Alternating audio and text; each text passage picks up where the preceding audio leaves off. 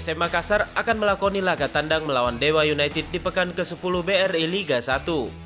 Pertandingan Dewa United melawan PSM Makassar akan berlangsung di Indomilk Arena Stadion, Tangerang pada Kamis 15 September 2022 pada pukul 19.15 waktu Indonesia Tengah.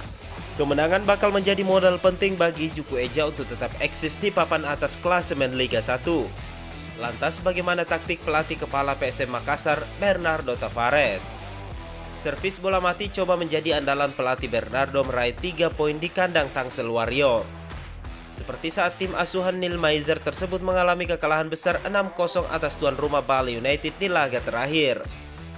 Bernardo menilai semua gol Bali United bersumber dari bola servis, sehingga kelemahan tersebut juga bisa dimanfaatkan PSM untuk mencuri poin di kandang Dewa United. Kendati demikian, Bernardo enggan meremehkan tim berjuluk Tangsel Warrior tersebut. Menurutnya hasil minor di laga terakhir mereka tidak menjadi cerminan Juku Eja bisa meraih hasil yang sama. Di lain sisi, Tavares kembali memberi sentilan, tetap berharap PSM hanya akan melawan Dewa United.